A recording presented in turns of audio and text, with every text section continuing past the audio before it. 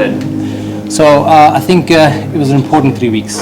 I think we had planned a very private camp behind closed doors for a very specific reason. We wanted the coaching staff and the players to really cement their bond and just to begin to have a private space to work. I think we spent about a couple of days in Izmit, and then the second part was then in Istanbul. I think it was extremely important to get away for 3 weeks.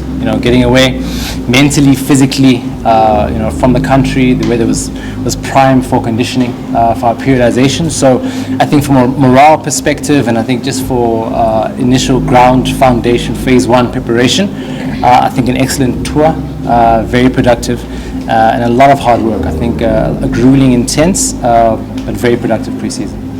Kaizer, looking at the coach. Yes. You wanted him last season, he couldn't come, he went to Morocco. This time you got him. What does it mean for the team and what are your expectations? I think we were very clear in the beginning why Coach Nabi is the preferred person to take us to our next destination. I think his brand of football, his mentality, his winning attitude, and how his teams address the game on the field. I think there's a lot of alignment in terms of where we want to go as a club, and I think the expectations are very high from everyone. I know from our supporters, our stakeholders, but we know and we're very realistic about where we are as a club, and we're literally using this season to reconstruct who we are. I said this a couple of times, and it's literally the truth for us to find out and see what has worked in the past, where we are right now, have an honest assessment of ourselves, and we ask for patience and calm, because success is not going to happen overnight. Whether it's with Coach Nabi, our players, bringing in new players, we ask for a lot of patience and time, and we're very privileged, I think, to have just a technical staff like we do, very confident in their abilities, and from the club side, it's just for us to be realistic about our position, and expectations are to change who we are as a club.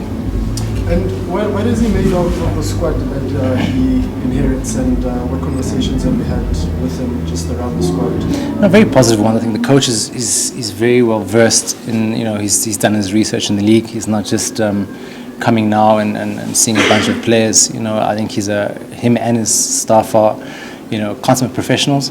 Done a lot of their ground and homework on our staff, on our playing staff, what we need. A lot of positive feedback. Of course, I know that he's going to be obviously giving his report now towards the camp is done. We also have a bit of an extended time until our next fixture, so it's going to give the coach more time to be able to have a deeper look at certain players. He's very clear on the kind of player that he wants to be at this team, very clear on the kind of football he wants to play, very clear on the level of discipline and mentality that he wants to work with. So as it stands right now, definitely a work in progress, but camp is done, and I think the debrief of the way forward is what we'll be focusing on. Is there an understanding from, I know you saw the coaching stuff, Yeah. but from the players, is there understanding of how important it is to have this club back at the top, along with Pirates and Sundowns, in order to strengthen tackle football? I think very much so, and I think not just the players. I think what's important is this is a cry for the whole organization. It's not just about the playing personnel, it's about management, it's about playing staff, it's about people who work at the office, work at the village, everyone associated with the brand. Even our board members and our stakeholders.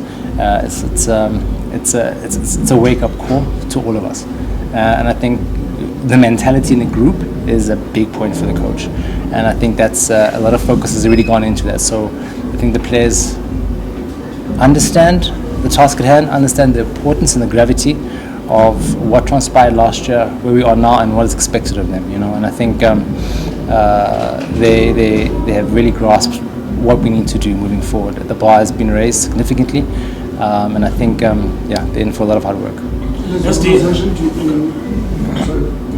As an organization, is there an understanding of how important it is to have Chiefs playing there amongst the people as well to strengthen again South African football? Because definitely, that's I think by us being able to bring in the professionals we've done, is a big signal to understand that what is the level where we need to be. So I think this technical staff that have been roped in and the vision and direction we want to go, we're very much aware of what it takes and where this club needs to be. So like I said, it's not just about the players in the field. It's literally about every single person that dons the gold and black colours. So we have taken a huge introspection into where we are as an organisation and where we want to go. So definitely.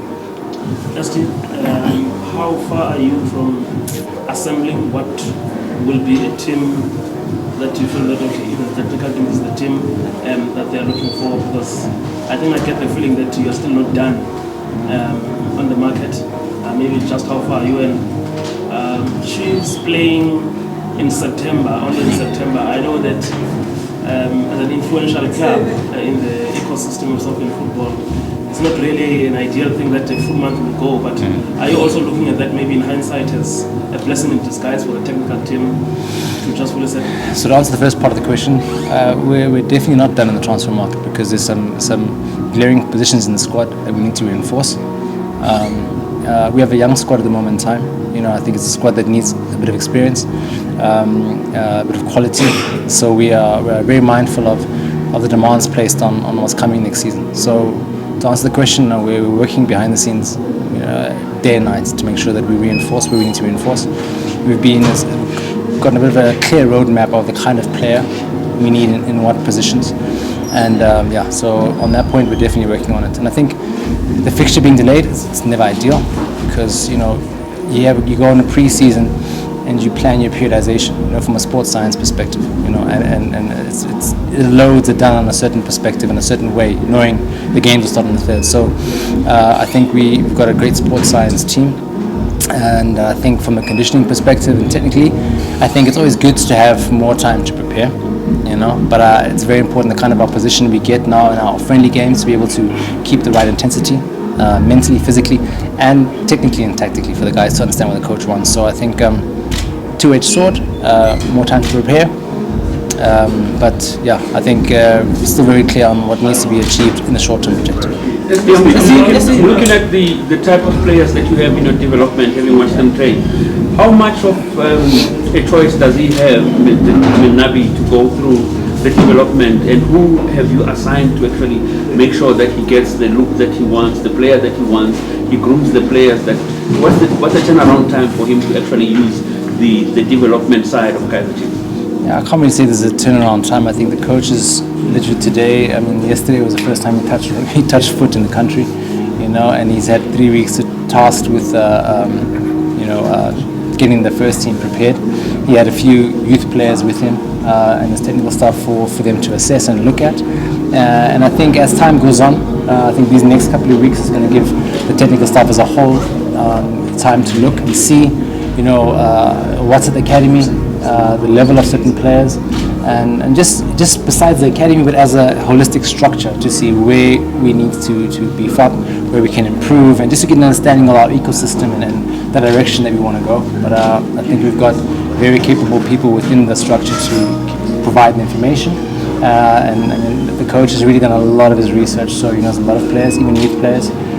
So I think that will unfold as the time goes on. Just quickly, in regards to, you've been in the position for a couple of years, can you just maybe, because it's a very important or imperative position if you like, just your importance of the position and how have you found it, have you adapted, is it easy, is it difficult, what makes it easy or difficult, and what are your aspirations in regards to taking this club forward? No, I think any position when you have the privilege to work with this brand and this institution is a massive honor, right? So obviously I think like everybody else, whether it's a player or anybody else associated with the team, just really want to contribute to success, and I want to be able to take this club with everyone involved to the next level. I think we look at the achievement of what the chairman and our forefathers have achieved. We have a clear strategy on what is our next step. I know what the club has done domestically in the past, and I think everyone wants to see this club doing well on the continent, being on the world stage. So we have timelines that we've put down. We have a vision that we want to achieve, and I just want to be part of success. And I think everyone wants to be able to lend their 2 cents to make sure that this beautiful brand can be where it belongs. Maybe just to follow up on that.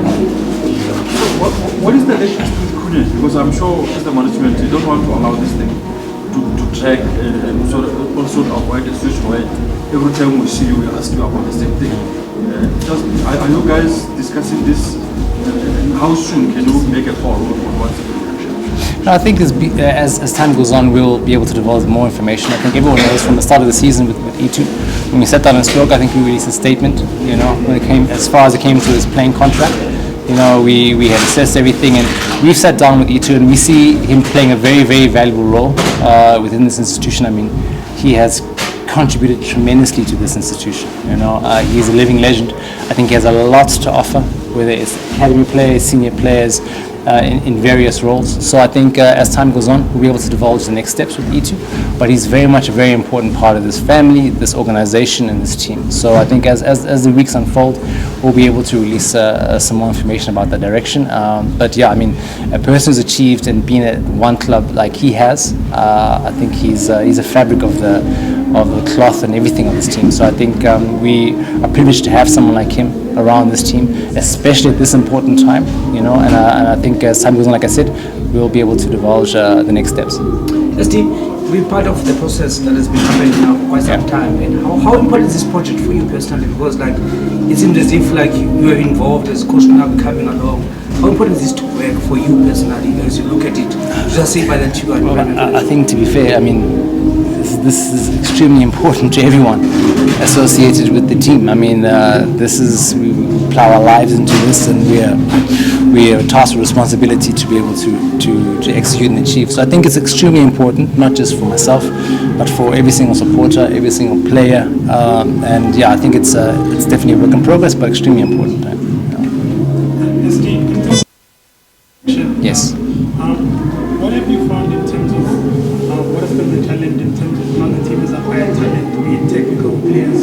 Because obviously there's been high turnover of coaches, and there have been some players who sort of have not made a big impact as sort of expected, and then sort of what have been the lessons from that introspection in terms of how the club has been going about getting the talent? No, I think there's a lot of things internally that we have found that we need to change. And to be fair, it's not just about bringing a coach or bringing the right kind of player, having the proper recruitment, the environment you have. I think it's a combination of many factors. And if we're fair as a club, I think that we have let ourselves down in a few areas, whether it could be in recruitment, whether it could be in our preparation, whether it could be in the environment that we have had here as a club. And we have to put our hands up and be the first to be like, this hasn't worked, and have honest conversations about what we need to do.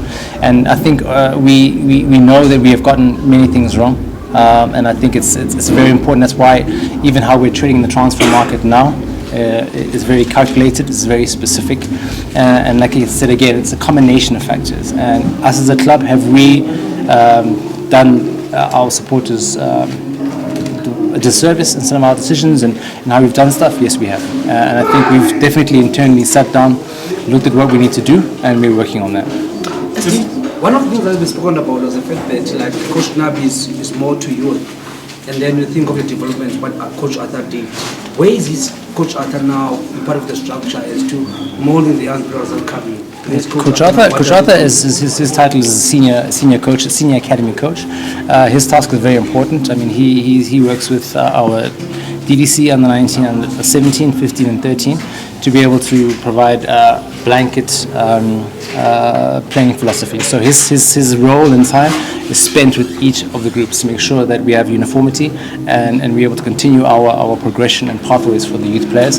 He's also forms part of our scouting department. So his role is very clear, and that's what he's been busy with. Yes, Steve. How do you strike the balance between getting the type of player that the coach wants, but also knowing when to sort of walk away if the deal is not exactly to what you guys are comfortable paying? When do you strike the balance between the priority and having to get it done, and then knowing that, okay, now it's time to move for a similar alternative? No, I think the first part about that issue with recruitment is that there must be a lot of alignment between the club and the person who's your head coach and technical staff. And I think most of the time that's where the first sort of important step is missed. And I think we're very confident and understand that there's full alignment between the kind of football we want to play, the kind of players you want to bring in, and the kind of football and style that Coach Nabi represents. So I think that alignment makes things a lot easier. And then of course it's about the market. We also want to be able to go as far as we can to make sure we bring the right quality. And it's not just about a kind of player that the coach wants. It's the kind of player that needs to be at this institution. So, of course, I mean, if financially things do not make business sense, then, I mean, like any business, you have to sit back, recalculate and see, the pros and cons, and that's how we want to manage our affairs. We want to be responsible in what we do. We want to be deliberate, but at the same time not reckless, and also be able to balance our short-term objectives with the long-term objectives. So I think the key to this is the alignment between the coaching staff and the vision and the identity the club wants to have, and I think that's been matched. And of course, it's about the market and what we're able to do. Okay, so just last question. We close the gentlemen. Last one. We agree, eh? After you. Okay. Yeah. Last question is yes. Also the bringing in new technical team altogether has also created new spaces. For instance, you have a head of academy this side now. So what is the plan? How far is the process of filling that vacancy, that side? And what happens to some of the guys who are still in the system that will also come from the first team? So I think the club is very much we're patient and calculated in the people that we want to put in certain positions. I think it ties also into where we want to go and the vision for the academy and the vision for the side. So I think obviously as time goes on, we'll be able to share our direction, share the project plan for next door. And I think there's been a lot of great work next door. If you look at, even as recent as now, our team won the Engine tournament now in Gauteng. So they've been, they continue to do great work next door. And I say next door, it's our academy. So we're very proud of them.